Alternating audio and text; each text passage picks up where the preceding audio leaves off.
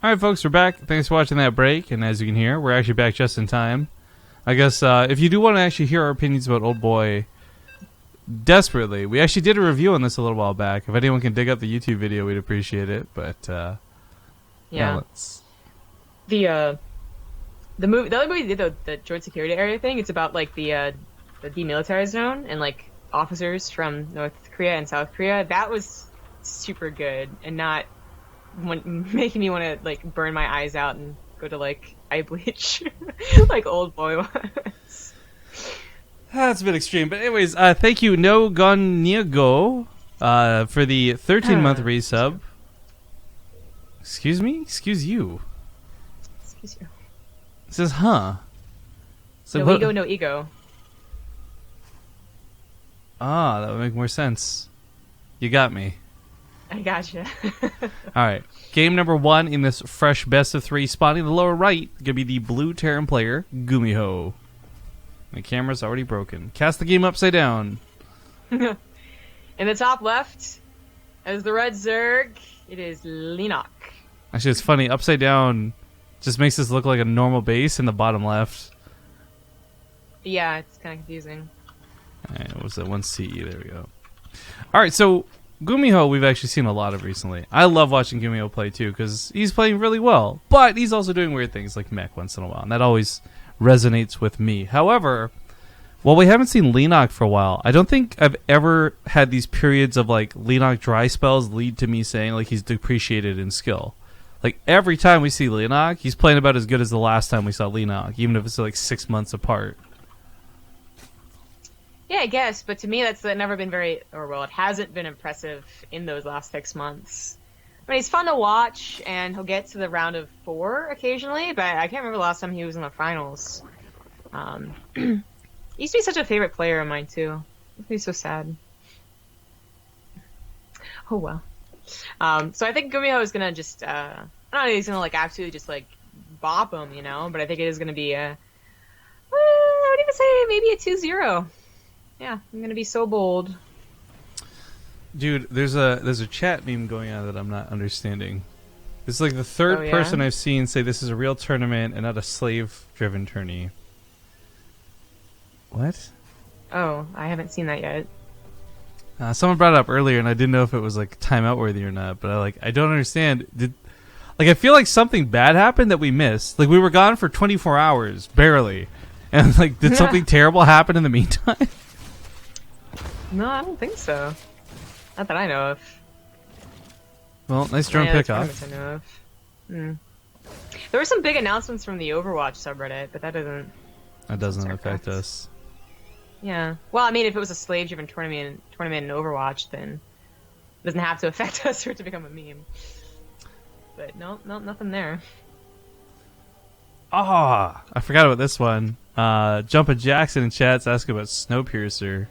Well, we're not in movie review mode. I did really enjoy that one, actually. I didn't think I would. Yeah. I really like that one as well. A Korean movie, but not with Korean language. So, technicalities. We do have a Hellbat all-in on the way, so it's going to continue talking about movies. I guess this could do some damage. This doesn't have a medevac with it, so like it was really shocking to see the armor put down so quickly, and that's the point. GuMiho was hoping that Leenock will also be shocked by it. I mean, Leenock hasn't even bothered like scouting with his overlord, so we think he has, you know, at least a bit more time before he has to worry about anything at all. These 4 Hellbats, it's not a lot, but they are backed up with at least 2 Reapers. The overlord sees this. That's suspicious. But only Lings are on the way. Well, like I said, GuMiho's playing a little bit different, and I like it. Hellbats have got the damage to take out the queens. They can also splash down those Lings and just wash them right off. Throw down a couple of grenades to mix into it, and things get real nasty real quick.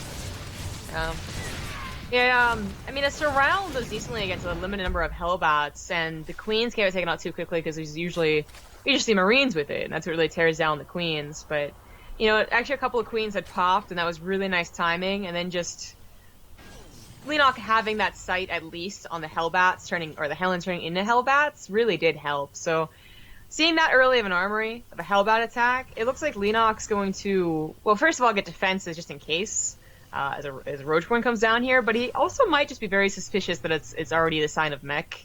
I mean, that's like pretty early. You know, you don't have a medevac supply around it with the Marines in case it doesn't work. It looks like GuMiho's not, though. Like, he's transferring over to Tech Lab, so it is still going to be bio. Feels bad, man. Got my hopes up. You bastard. But the funny know. thing is, like, while this might still be bio and Stim will finish at an appropriate time, blah, blah, blah, I find it really interesting that he invested in so many more Hellions. And I mean, this isn't like a couple more. This is a lot more, and he's still building them. And pairing that up with Liberators, no less? There's a lot of non-bio units coming out in here. I mean, like, obviously there's only one barracks, but I mean, like, there's usually things that pair up better with bio. Or the reactor is used for more barracks. Because that's what the factory usually goes on to, is just another barracks. And then the starport, I guess Liberator has nothing else to do with it. The fact that it's reactoring on anything except medevacs is already a little weird, too. So it's a good thing that Leenock made the roaches preemptively and made a roach warren in general, because he does need them. Doing a great job kiting. His Hellbat's really not doing too much. Yeah, that's where Liberators would have been really nice to set up. Perhaps went in a little bit too soon. Goes back to the drone line with some of the Hellbats, but they're too slow. The drones can just walk away. Yeah, this would have been better as Hellions, I think. Yeah. Oh well. The attack really not worth it, and GuMiho has taken some severe losses. I mean, like, the first Hellbat attack not working out, well, at least you could argue that many wings early on is already a bit of a, you know, not something that Leenock wanted to do, but now Leenock is just taking really good trades. Unless GuMiho really catches him off guard, the Liberators are trying to get a couple of drones over here. GuMiho is at a pretty severe disadvantage in that army, or in the regular supply. Both. Overall supply. You know, one of the really unfortunate things with that Liberator in the Bean wasn't even range of the larva, so it wasn't even denying that. Yeah, I think like one larva, and it was a goner. So, I mean, it's weird. GuMiho, he did damage, but not enough to really justify... Like, it's not even that, okay, you didn't trade a Hellion 1 for 1, right? It's the fact that his stim was delayed, his medevacs were delayed, his production was delayed. He's coming into the mid-game at half the supply of his opponent when it comes to army. Yeah, his production was really, I think, the main culprit in this build. It's on the way now, and he's producing 7 Marines, a tank on the way. It's talked over that reactor in the factory. Like, he's getting everything he should be, but it is all delayed for it. Leenock's also delayed. I mean, he stuck around at 54, I think, drones, something like that, you know, wondering what was going to be on the way. Now he's at a 65, and on double expand even, so he's on 5 bases. He's had to move over completely, or chooses to move over completely into Roach, Ravager, and Fester. And then adds a Baneling Nest? Okay, I don't know about that.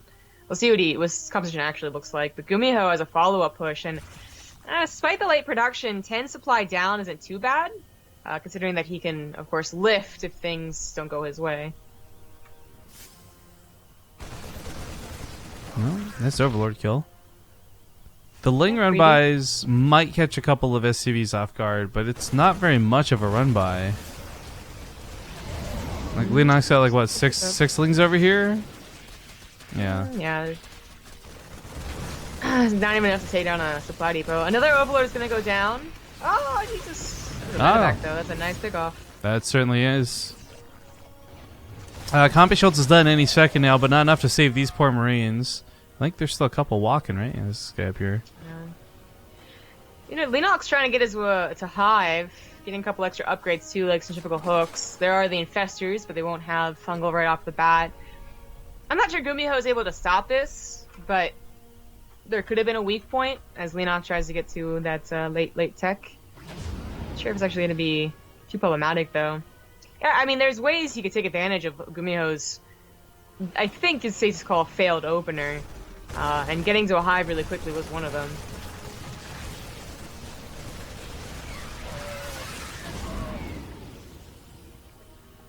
GuMiho's not really bothering to make Marauders. I mean, he has double tanks already, and he's getting to an upgrade for them even. 4th base also on the way. I guess realize this game's going to be going on for quite a while longer, but no Marauders. Leenock has only really gone into as many... 5 Roaches and 6 Ravagers. He did get Roach speed.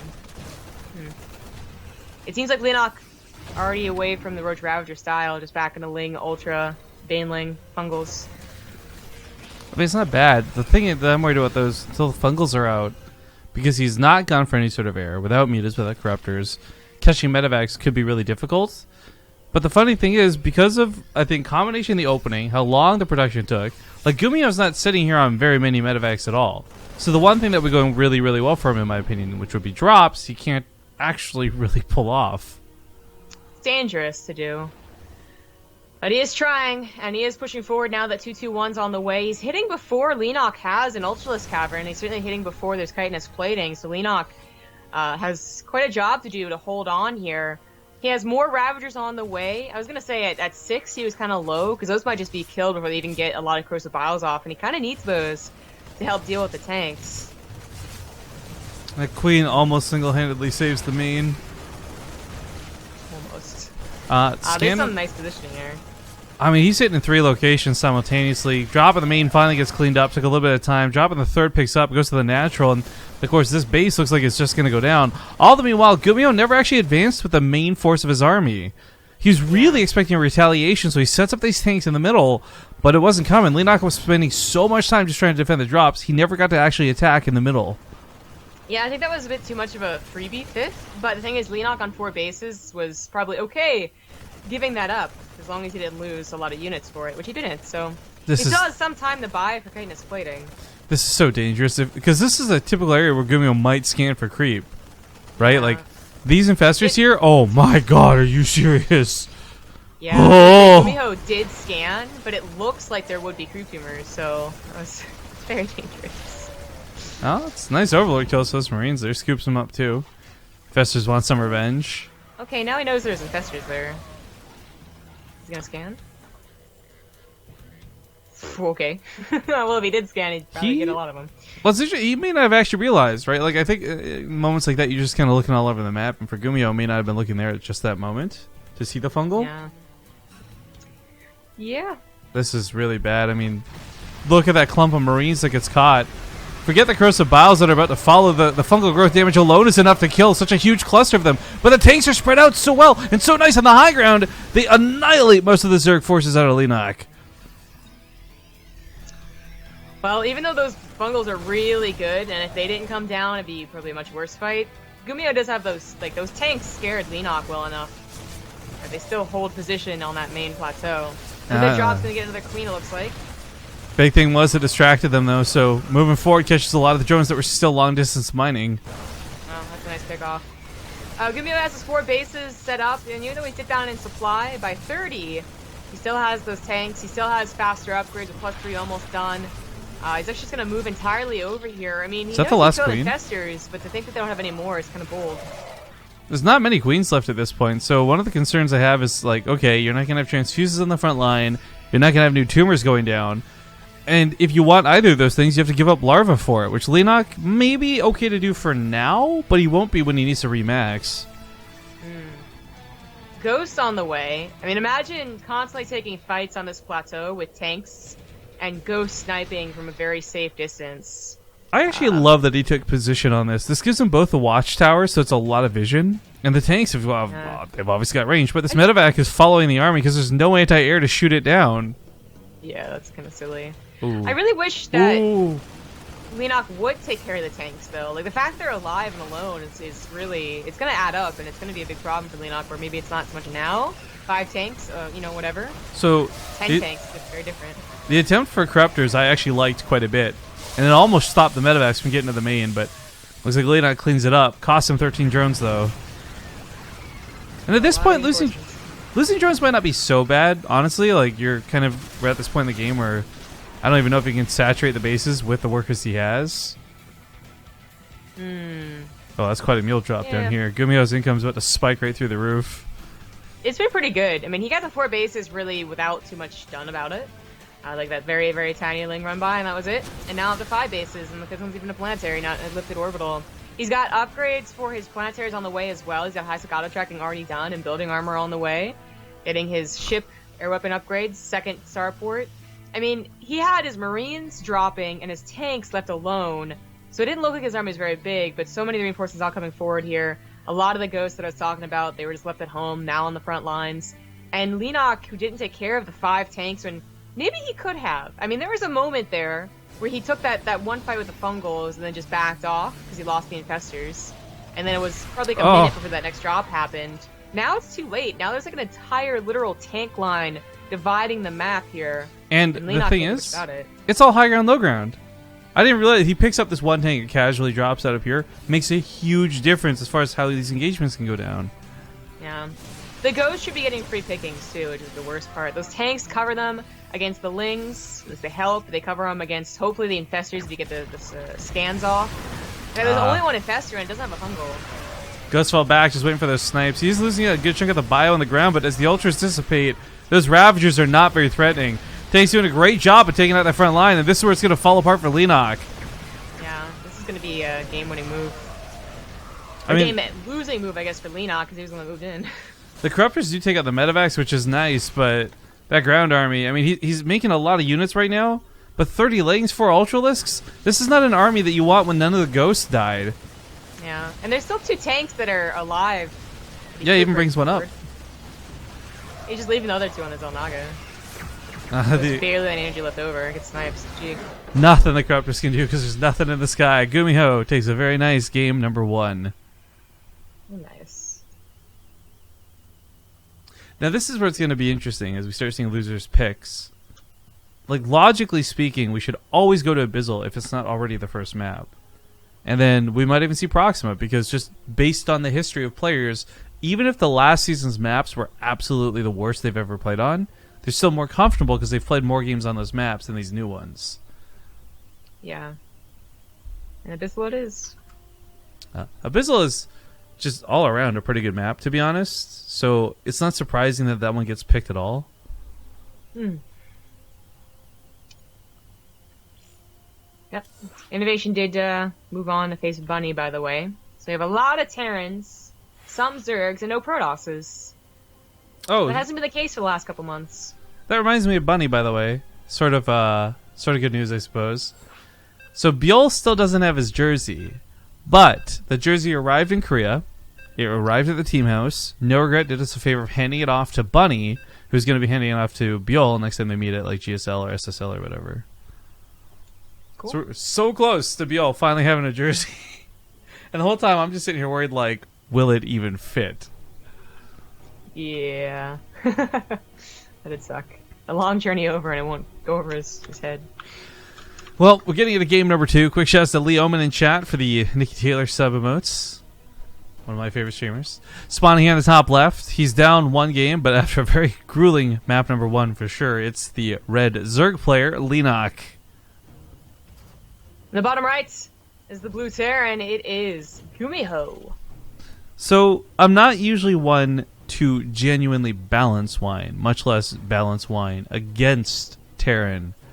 But I just want to talk about how absolutely horrible GuMiho's opener was. How bad the trades were. How much money and resources were lost and production was delayed, yet he still pulled a victory out of that game. And what I loved was it wasn't like gimmick play. Like, he didn't have some 4 speed banshees running around the map, right, that tore Leenock apart. That was just really good bio, but amazing control of the map. Taking that high ground the way he did with those tanks, beautiful. And I don't think he can pull that off in many other maps. No, that was really taking advantage of a new map that Leenock, like, you know, they played on it for a week now. It's been out, a week and a half. Yeah, a while. Since Austin basically ended. Yes, I was going to say, since Austin, so it's been a week. A couple days. Whatever. Technicalities. The point is, they've been playing ladder, so they do know it, but I'm sure that there's differences between tournament play and GuMiho pushes, like, specifically. GuMiho always has, like, these smart ideas and clever use of the map that maybe you don't always play against, unless you happen to play against them on ladder. And I'm sure that Leenock, given, like, 2 months and a similar Terran, like, Joxy tries to pull that off with the same tank positioning, and Leenock just, like, runs around it or runs on top of it or, you know, whatever, right? But combination, that tank positioning and Leenock's desire to try and go for a fast hive. So the Ultras, you know, had trouble getting up there against the Ghosts especially. It's really quite nice to follow it. I don't know how audible that was. It was a mistake of clicking my phone. Sorry about that. I heard something. Thank you, Plymouth, for the 29-month resub. Coming in from Switzerland, apparently. Hello, right back at you. So here's something I've never understood. Reapers can jump up and down cliffs, no problem. Why not ramps? Ramps are arguably smaller and easier to maneuver cliffs. Well, in general, I agree. Why not? In this case, there was like flora and whatever. Floral stuff. The flora Wow. and fauna at the bottom of the ocean was a little bit too much for the poor Reaper. I understand. Yeah, and then the other side, it was like a Vespian geyser, so you don't want to hop into that, right? Maybe you do, though. That's how people like the Joker and stuff get their superpowers, right? That's not how Joker got his superpowers. We found to a vat of something. I don't think it was Vespian gas, but you're right. I don't remember. It could have been. We'll never know. Actually, I do wonder. I wonder if it's like there's actually a canon thing out there that says like, no, this was like sulfuric acid or something, right? Like identifying what it was he fell into. I have no idea. I mean, the only lore I really know from Batman is honestly from the Batman like animated series. So The only lore I know from Batman is that his parents died. Ha ha. and I'm sure even in a couple other, comics, I'm sure that is even the case. Okay, so GuMiho with the Hellion opener took some damage from the Lings. Obviously lost the Reaper, and then the SCV was harassed. But the Command Center's already done, so I don't think Terrans really care. That Reaper really should not have died, though, because I'm just now realizing GuMiho didn't get to the main. So that third scout with those Hellions was actually super important. And not because he was setting up to gear for an attack, but because he actually had no idea whether he should be bracing himself for impact or not. Who's not on this side of the bracket. Well, he's dead. Ooh, I was trying to leave that part out. Why? Don't speak ill of He the literally dead. Just cast it. I'll speak ill of whoever I want.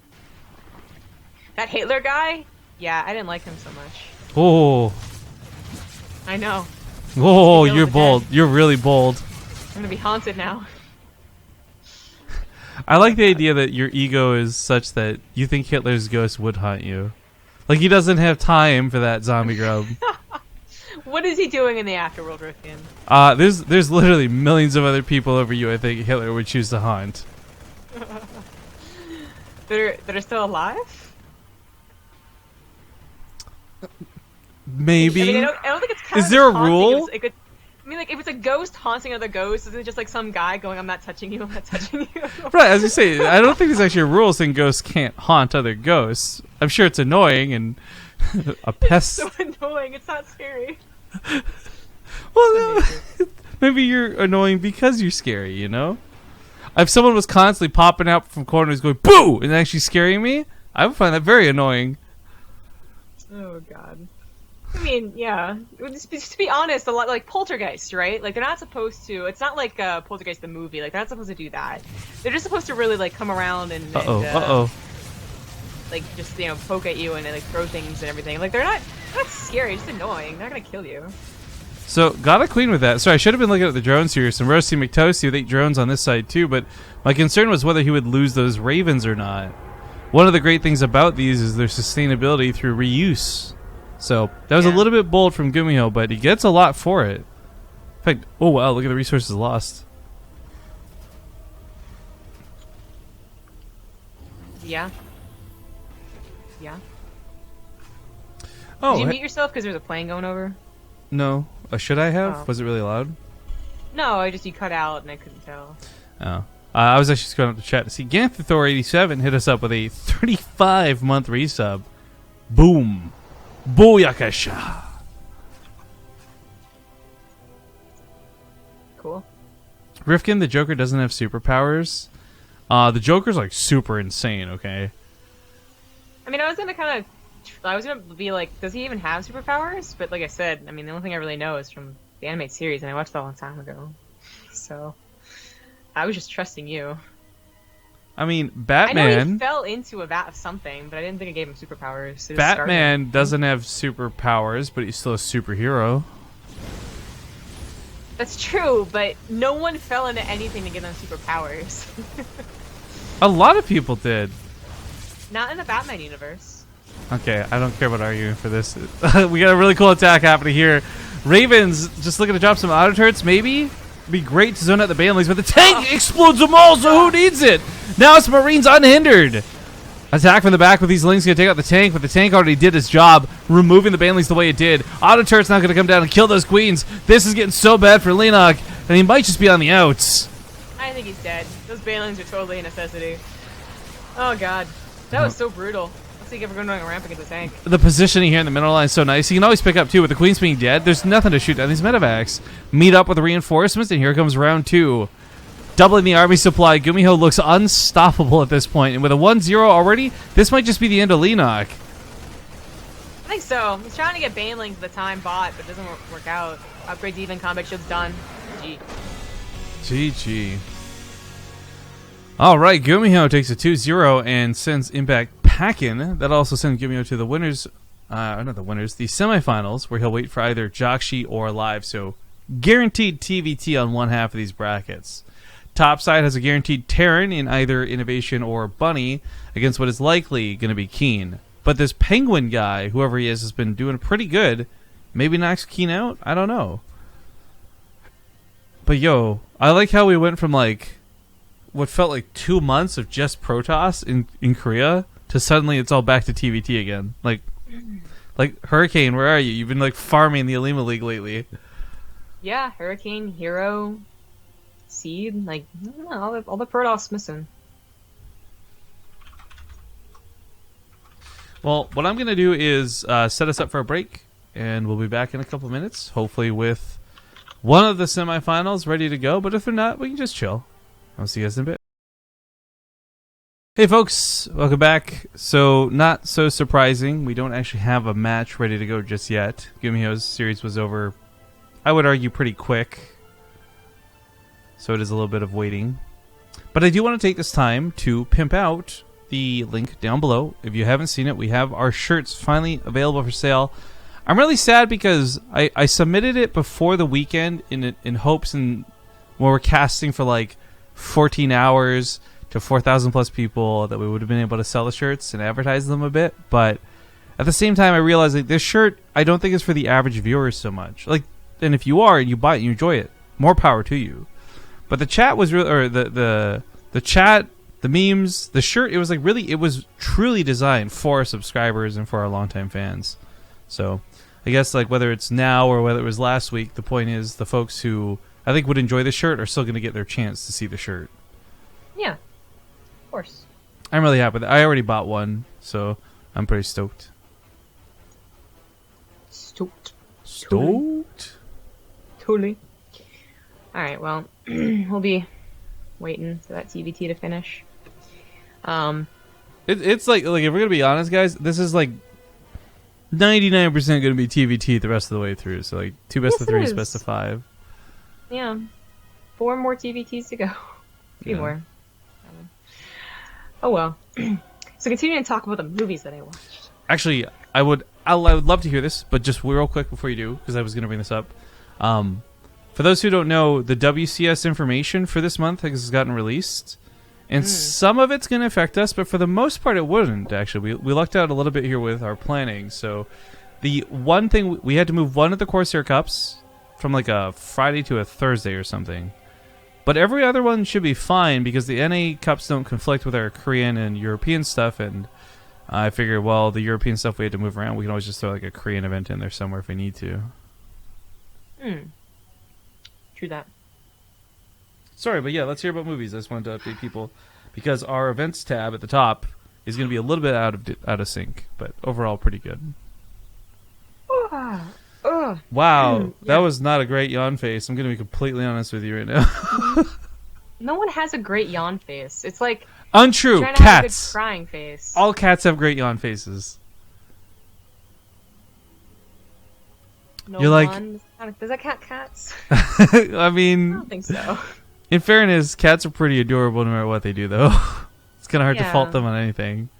Yeah, it's not really fair. Anyways, so yeah, joint security area. I actually would heavily suggest. It's like. Sorry, what was it? What was the name? Joint security area, JSA. Okay. It's so funny though because in the movie they have like so like they have the Switzerland, yeah, Sweden. They have this they have Switzerland like be like the mitigator of like this conflict, because it's neutral.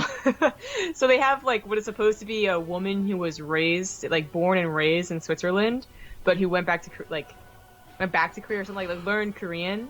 She's half like her mom's from Switzerland and then like her dad's from Korea, right? But she's like, to English speakers, she's clearly not someone who doesn't have a Korean accent. But that I could get over that. It's still a really good movie. And then the English actors are always like such bad actors, but that's also fine. It's whatever. It's a really good movie. But then the other movie that I watched, Memories of Murder. So I really like movies like this, I guess, because I have a fascination with like reading up on like serial killers on Wikipedia. Like if I look up one, like I found on Reddit, someone speaks about it, like the unsolved mysteries, then I go down like the chain of Wikipedia and like just read about like 50 of them easily. Yeah. Yeah, okay, everyone does that. I'm not weird. So, we've all had that one night where we couldn't sleep and we're like, fuck, what am I doing on Wikipedia at this hour? It did. So, Memories of Murder was about the first Korean serial killer that like had a like consistent killings, and they never found him, which isn't really a spoiler because like you obviously know about the murders. They're the Hwasong murders. So like I looked it up as soon as I realized like what the movie was about, but the movie itself is like super good. So it's about like the detectives that try and find it, but it's like it like messed me up though. So I was about to tell my mom about all these movies that I watched, and I was like, maybe I shouldn't tell her about Train to Busan because we're literally gonna be on a Train to Busan, and I was like, I probably shouldn't tell her about Memories of Murder either because we're not gonna be near Hwasong. I still don't want her thinking like there's a serial killer out and about and that they're gonna murder her daughter.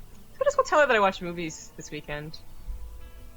So all of them were sad and depressing. Well, I saw Train to Busan before we went to Korea. So when we did get on the Train to Busan, I was sitting there like looking for similarities. Yeah, I'm like, this train, it's like, oh my god, it's like the movie. Yeah, it really is funny how exact, like they actually used an exact train, right? Like they were on a train to film it, and it's all very familiar. The only thing I could think of when I watched that movie, though, and this may or may not be plot related, I don't actually know, but when they would shut the doors against the zombies, all I could think about was like, man, I would like look at the door and it would open, right? Like, so I can't imagine you've got zombies banging and trying to get in, and they're just like the door stays shut. So, yeah, I don't know what they explain about that, but there are doors in Korea that you have to press the thing. So I thought, because I was gonna say that was real to me. All right, that was like a real moment. Like I was like a zombie in Korea because when I first went to Korea and it wouldn't open, I was like, well, I guess they're closed, and then I left.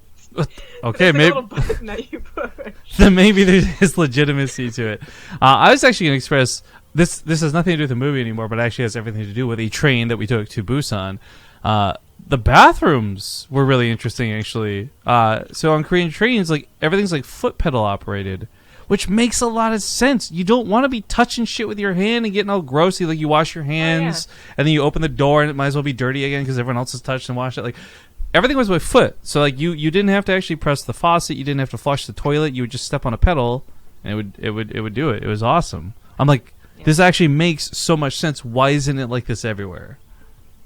That's a lot of Korea, in my opinion. I mean, one of the reasons why it doesn't they have, like, the doors are automatic, right? You don't have to push or pull. You have to press a button. But the reason you press a button or like push the handle, like in Train to Busan, is so that it doesn't waste electricity. And it's like, whoa, dingy. Also, when it's cold, it doesn't open the door continuously because, like, that happens in like American places, and you hate it every time. Yeah. By the way, bracket update. Innovation did beat Bunny, not so surprising. So waiting on him to have an opponent through Keen or Penguin, and GuMiho versus Alive, but they're all still in match. So while we're sitting here sharing our cool story bro moments with you guys, it is because we actually have nothing to cast at the moment. But there are 2 best of 3s and 1 best of 5 remaining, so you won't be missing out on much. We'll go to a commercial break really quick, hopefully buy some more time, and see you guys shortly. Thanks for watching.